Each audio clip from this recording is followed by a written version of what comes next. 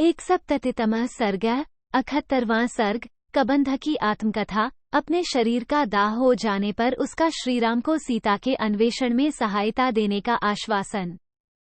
महाबाहु श्रीराम, पूर्व काल में मेरा रूप महान बल पराक्रम से संपन्न, अचिंत्य तथा तीनों लोकों में विख्यात था। 1. सूर्य, चंद्रमा और इंद्र का शरीर जैसा तेजस्वी है, वैसा ही मेरा भी था। ऐसा होने पर भी मैं लोगों को भयभीत करने वाले इस अत्यंत भयंकर राक्षस रूप को धारण करके इधर उधर घूमता और वन में रहने वाले ऋषियों को डराया करता था। 2:1/2 अपने इस बर्ताव से एक दिन मैंने स्थूलशिर नामक महर्षि को कुपित कर दिया। वे नाना प्रकार के जंगली फल, मूल आदि का संचय कर रहे थे। उसी समय मैंने उन्हें इस राक्षस रूप से डरा दिया। मुझे ऐसे विकट रूप में देखकर उन्होंने घोर शाप देते हुए कहा, 3-4 दुरात्मन, आज से सदा के लिए तुम्हारा यही क्रूर और निंदित रूप रह जाए। ये सुनकर मैंने उन कुपित महर्षि से प्रार्थना की, भगवान, इस अभिशाप तिरस्कार जनित शाप का अंत होना चाहिए। तब उन्होंने इस प्रकार कहा। 5:1/2 जब श्रीराम और लक्ष्मण तुम्हारी दोनों भुजाएं काटकर तुम्हें निर्जन वन में जलाएंगे, तब तुम पुनः अपने उसी परम उत्तम, सुंदर और शोभा संपन्न रूप को प्राप्त कर लोगे। लक्ष्मण, इस प्रकार तुम मुझे एक दुराचारी दानव समझो। 6-7 मेरा जो यह ऐसा रूप है, ये सम्रांगण में इंद्र के क्रोध से प्राप्त हुआ है। मैंने पूर्व काल में राक्षस होने के पश्चात घोर तपस्या करके पितामह ब्रह्मा जी को संतुष्ट किया और उन्होंने मुझे दीर्घजीवी होने का वर दिया। इससे मेरी बुद्धि में ये भ्रम या अहंकार उत्पन्न हो गया कि मुझे तो दीर्घ काल तक बनी रहने वाली आयु प्राप्त हुई है, फिर इंद्र मेरा क्या कर लेंगे। 8-9 ऐसे विचार का आश्रय लेकर एक दिन मैंने युद्ध में देवराज पर आक्रमण किया। उस समय इंद्र ने मुझ पर 100 धारों वाले वज्र का प्रहार किया। उनके छोड़े हुए उस वज्र से मेरी जांघें और मस्तक मेरे ही शरीर में घुस गए।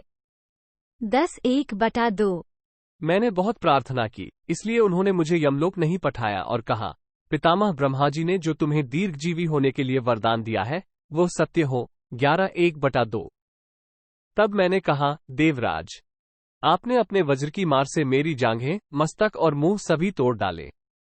अब मैं कैसे आहार ग्रहण करूंगा और निराहार रहकर किस प्रकार सुदीर्घ काल तक जीवित रह सकूंगा।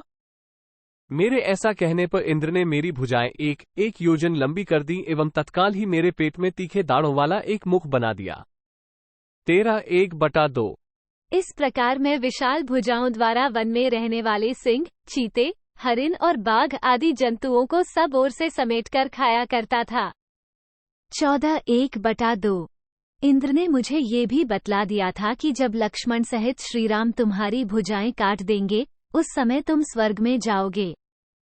15:1/2 तात राजशिरोमणे, इस शरीर से इस वन के भीतर मैं जो वस्तु देखता हूँ, वो सब ग्रहण कर लेना मुझे ठीक लगता है। 16:1/2 इंद्र तथा मुनि के कथनानुसार मुझे यह विश्वास था कि एक दिन श्रीराम अवश्य मेरी पकड़ में आ जाएंगे। इसी विचार को सामने रखकर मैं इस शरीर को त्याग देने के लिए प्रयत्नशील था।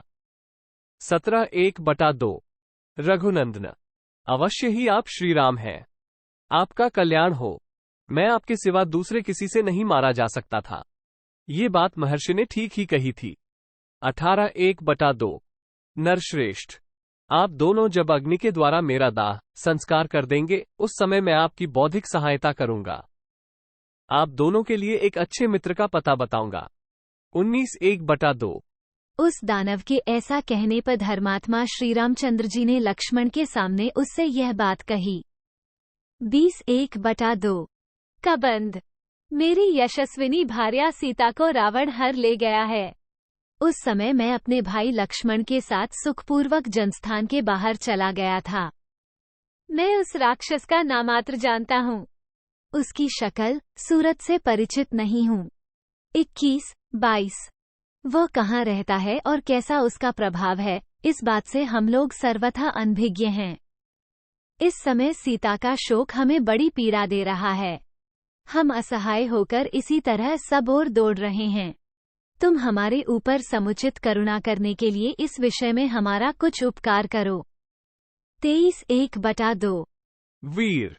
फिर हम लोग हाथियों द्वारा तोड़े गए सूखे काट लाकर स्वयं खोदे हुए एक बहुत बड़े गड्ढे में तुम्हारे शरीर को रखकर जला देंगे। 24:1/2। अतः अब तुम हमें सीता का पता बताओ। इस समय वह कहाँ है तथा उसे कौन कहाँ ले गया है? यदि ठीक जानते हो तो सीता का समाचार बताकर हमारा अत्यंत कल्याण करो। 25:1/2। श्री रामचंद्र जी के ऐसा कहने पर बातचीत में कुशल उस दानव ने उन प्रवचनपटु रघुनाथ जी से ये परम उत्तम बात कही। 26:1/2। श्री राम, इस समय मुझे दिव्य ज्ञान नहीं है, इसलिए मैं मिथिलेश कुमारी के विषय में कुछ भी नहीं जानता। जब मेरे इस शरीर का दाह हो जाएगा तब मैं अपने पूर्व स्वरूप को प्राप्त होकर किसी ऐसे व्यक्ति का पता बता सकूंगा जो सीता के विषय में आपको कुछ बताएगा तथा जो उस उत्कृष्ट राक्षस को भी जानता होगा। ऐसे पुरुष का आपको परिचय दूंगा। 27:28। प्रभु, जब तक मेरे इस शरीर का दाह नहीं होगा तब तक मुझ में ये जानने की शक्ति नहीं आ सकती कि वह महापराक्रमी राक्षस कौन है जिसने आपकी सीता का अपहरण किया है। 29। रघुनंदन, शाप दोष के कारण मेरा महान विज्ञान नष्ट हो गया है। अपनी ही करतूत से मुझे ये लोकनिदित रूप प्राप्त हुआ है। 30। किंतु श्री राम, जब तक सूर्यदेव अपने वाहनों के थक जाने पर अस्त नहीं हो जाते तभी तक मुझे गड्ढे में डालकर शास्त्रीय विधि के अनुसार मेरा दाह संस्कार कर दीजिए। 31। महावीर रघुनंदन, आपके द्वारा विधिपूर्वक गड्ढे में मेरे शरीर का दाह हो जाने पर मैं ऐसे महापुरुष का परिचय दूंगा जो उस राक्षस को जानते होंगे। 32। शीघ्र पराक्रम प्रकट करने वाले वीर रघुनाथ जी, न्यायोचित आचार वाले उन महापुरुष के साथ आपको मित्रता कर लेनी चाहिए। वे आपकी सहायता करेंगे। रघुनंदन, उनके लिए तीनों लोकों में कुछ भी अज्ञात नहीं है, क्योंकि किसी कारणवश वे पहले समस्त लोकों में चक्कर लगा चुके हैं। 34। इत्यार्षे श्रीमद् रामायणे वाल्मीकि आदिकाव्यरण्यकाण्डे 1सप्ततितमः सर्गः।